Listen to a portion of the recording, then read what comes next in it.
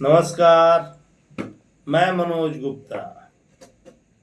दोस्तों, आज मैं लाइव हूँ और YouTube channel, Facebook channel, WhatsApp के माध्यम से आप सबसे मैं अपना संदेश देना चाहता हूँ।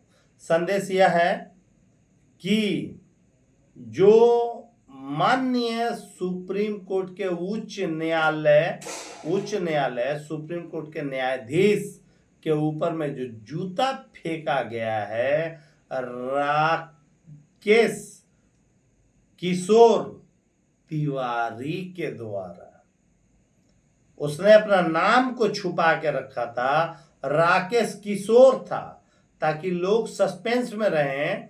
राकेश कुमार तिवारी है और B.R. गवई जो दलित समाज से आते हैं, भगवान गौतम बुद्ध को उन्होंने प्रण लिया है और अभी से नहीं, उनके पिता उनके दादाजी लिए।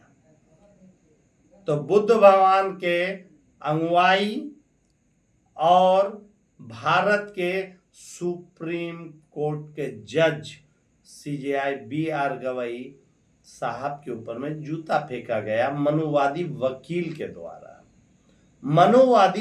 के द्वारा। आप समझ सकते हैं कि जिस भारत देश में भारत के सुप्रीम न्यायाधीश के ऊपर में जूता फेंका जा सकता है, तो ठेला में गोलगप्पा बेचने वाले, झिल्ली बेचने वाले, चिनिया बादाम बेचने वाले, या फुटपाथ पे दुकानदारी करने वाले, या फिर पार्क में झालमुड़ी बेचने वालों की औकात क्या होगी, या फिर बस में ड्राइवरी करने वाले, कंडक्टरी करने वाले, या खलासी की औकात क्या होगी, या सड़क का नीचे जूता पॉलिश करने वाले, या फिर पेपर बेचने वाले जो दुनिया के समाचार को घर घर तक पहुंचाते हैं, वो फ्री करने वाली की औकात क्या होगी, चाय बेचने वाली की औकात क्या होगी, दूध बेचने वाली की औकात क्या होगी। यह अलग बात है कि एक चाय बेचने वाला प्रधानमंत्री जिसका कुछ भी नहीं मिलता है, वो देश का प्रधानमंत्री है। यह मूल वजह है, समझना होगा। मनुवाद अघोषित रूप में इस देश में मनुवादी व्यवस्था लागू हो चुकी है।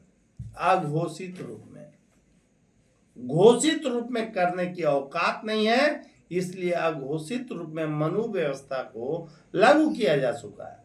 अब आप बताइए, आप तय कीजिएगा दोस्तों, कि भारत के CJI के ऊपर जूता फेंका गया। इलाहाबाद हाई कोर्ट के एक जज के द्वारा यह संदेश दिया गया, या उस केस को खारिज कर दिया गया, क्योंकि वो पिछड़ी जाति की बच्ची की केस था। उस लड़की की उम्र 12 से 13 साल थी और वो लड़की के साथ अभद्र व्यवहार किया गया था। तो हमारे इलाहाबाद हाई कोर्ट के ब्राह्मण जज के द्वारा यह कहा गया था कि नाड़ा खोलना, गुप्त अंग में उंगली करना, या अन्य किसी भी प्रकार का छेड़छाड़ करना लड़की के साथ में वो गलत प्रमाणित नहीं होता है, इसलिए दोषी को बाइज्जत बरी किया जाता है। ये ब्राह्मण जज था और ब्राह्मण घटना करने वाले आरोपी थे, और केस एक दलित का था, केस एक पिछड़े जाति की बेटी का था। और आज सुप्रीम कोर्ट के न्यायाधीश दलित समाज से हैं, और उन्होंने, उनके पास में एक आवेदन गया, याचिका दायर हुआ, और उस याचिका में लिखा था भगवान विष्णु की मूर्ति लगाने की अनुमति प्रदान किया जाए। हमारे भारत के CJI साहब ने कहा कि अगर आपका भगवान है तो तो खुद भगवान को बोलो कि अपनी मूर्ति प्रकट होकर बना दे। इसके विरोध में जो मनुवादी वकील हैं, जो मनुवादियां वकील हैं, उन्होंने मुख्य न्यायाधीश के ऊपर में जूता फेंका। अब तय आपको करना है कि इस देश का सुप्रीम पावर, जो भारत का सुप्रीम कोर्ट है, उसके मुख्य न्यायाधीश के ऊपर में जिसके आदेश का इंतजार भारत का प्रधानमंत्री करता है, जिसके आदेश का इंतजार भारत का राष्ट्रपति करता है, और उस सुप्रीम कोर्ट के मुख्य न्यायाधीश के ऊपर में जूता फेंकना यह दुर्भाग्य है। इसके विरोध में 11/10/2025 को सुबह 10 बजे जमशेदपुर सांकची गोल चक्कर से होते हुए हम लोग डीसी ऑफिस के लिए प्रस्थान करेंगे। लेकिन उससे पहले जमशेदपुर सांकची आम बागान में हम लोग एकत्रित होंगे। इस एकत्रित होने के लिए हम तमाम जो देश के हित में है, जो भगत सिंह को मानते हैं, जो नेताजी सुभाष चंद्र बोस की अगुवाई हैं, जो डॉक्टर बाबा भीमराव अंबेडकर की अगुवाई हैं, जो भगवान गौतम बुद्ध की अगुवाई हैं, जो दलित हैं, जो एससी हैं, एसटी हैं, ओबीसी हैं, जो महादानवीर भामा शाह जी के अगुवाई हैं, जात के तेली हैं, उन सभी से हम अनुरोध करते हैं कि कल सुबह दिन शनिवार समय 10 बजे 11/10/2025 को सांकची आम बागान में उपस्थित होकर अपना उपस्थिति को दर्ज कराएं। दोस्तों, आज ये बात बोलने की जरूरत क्या है? आज इस बात को बोला जा रहा है क्यों? एक आईजी डीआईजी जो दलित है वो आत्महत्या कर ले रहा है। क्यों? काहे? इसकी जांच होनी चाहिए। माँ बाप लाखों करोड़ों खर्च कर अपने बच्चों को आईजी डीआईजी एसपी डीएसपी और थानेदार तक बना रहे हैं, लेकिन उस आईजी का क्या दोष? एक नौजवान लड़का अगर फांसी लेता है तो समझ में आता है कि कोई लड़की के नाम पर, कोई पैसा के नाम पर, कोई अपने माँ बाप के शोषण के नाम पर फांसी लिया है। लेकिन वो जो डीआईजी साहब आज फांसी लिए हैं, उसका क्या दोष? इससे समाज में क्या संदेश जाता है? डीआईजी ने अपने लेटर में लिखा है कि मुझे 10-12 जाति के लोग अपमानित करते थे, और वो 10-12 जाति में से सिर्फ एक स्वर्ण जाति का लोग है जो डीआईजी को अपमान करते थे। जब डीआईजी जैसा लोग, सीजीआई जैसा लोग इस देश में सुरक्षित नहीं है, तो आप तय करो कि गोलगप्पा बेचने वाला, झिल्ली बेचने वाला, दिया बेचने वाला, नीचे स्तर के चाय बेचने वाले, फुटपाथ में झालमुड़ी बेचने वाले, फोकचा बेचने वाले, आइसक्रीम बेचने वाले एवं अन्य और तरह तरह के कार्य करने वाले लोग कैसे सुरक्षित हैं, ये तय तो आपको करना होगा। जब अनपढ़ लोग इस देश में सुरक्षित नहीं हैं, तो पढ़े लिखे लोग कैसे सुरक्षित होंगे? और जब वो पढ़े लिखे लोग सुरक्षित नहीं हैं, तो अनपढ़ लोगों की क्या औकात कि वो सुरक्षित रहेंगे? जैसे कि आप सभी से हम अनुरोध किए हैं, और ये समझना होगा ना कि नहीं समझना होगा?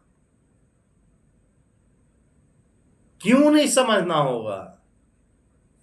क्या नौकरी करना ही महान है? दुकानदारी करना ही महान है, गुलामी करना ही महान है? क्या महान है? क्या हम अपने बच्चों को उच्च शिक्षा के लिए क्या हम प्रेरित नहीं कर सकते? क्या वक्त ऐसा आ गया है कि हम अपने बच्चों को, मतलब ब्राह्मणवाद इतनी हावी हो गई है कि जो ब्राह्मण बोलेगा वही सही है, जो ब्राह्मण बोलेगा वही सही है, जो हम लोग दलित, SC ST OBC के लोग बोलेंगे वो गलत है।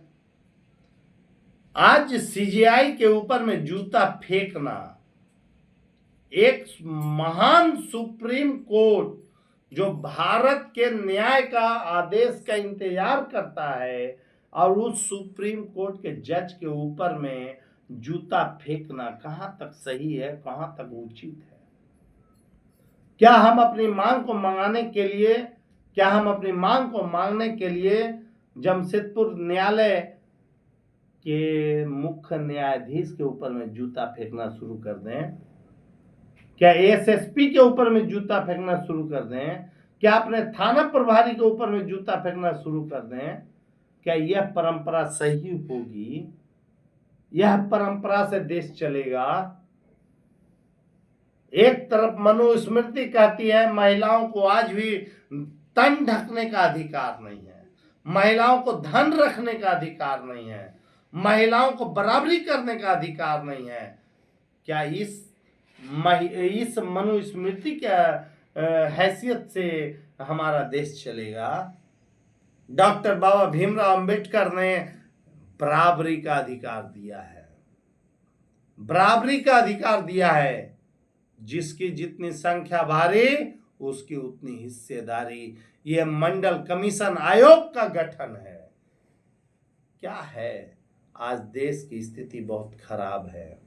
आप सबको जागना होगा, और हम अनुरोध करते हैं इस वीडियो के माध्यम से कि आप लोग आइए, निकलो अपने मकानों से, निकलो अपने दुकानों से, और जंग लड़ो इस मनुवादों से, जंग लड़ो मनुवादों से। लड़ने की आवश्यकता है।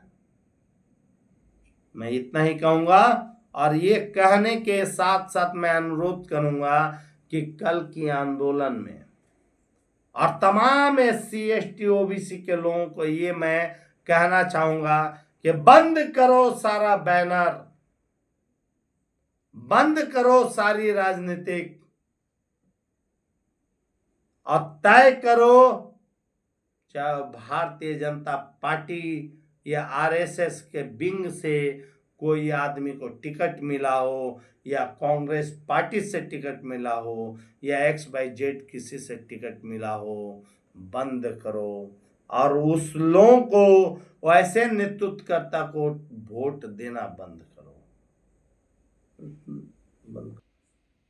भाई और बहनों और दोस्तों और साथियों, मैं सभी से अनुरोध करूंगा कि हमारा YouTube चैनल है, Facebook है, WhatsApp है। हम जो लिंक भेजते हैं सही है गलत है मुझे नहीं मालूम, क्योंकि मैं नेता नहीं हूँ, मैं आपका भाई हूँ, आपका बच्चा हूँ, आपका दोस्त हूँ, आपका साथी हूँ।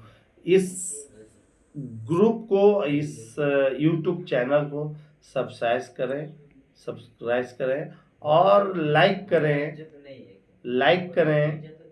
जो भी है मैं उतना नहीं जानता हूँ, लेकिन ठीक है, लेकिन जो भी बोलूँगा मैं दिल से बोलूँगा, और आपके हित में बोलूँगा, आपके आने वाले बच्चों के लिए बोलूँगा। इसलिए इस चैनल को सब्सक्राइब करें, और YouTube चैनल को सब्सक्राइब करें, और WhatsApp चैनल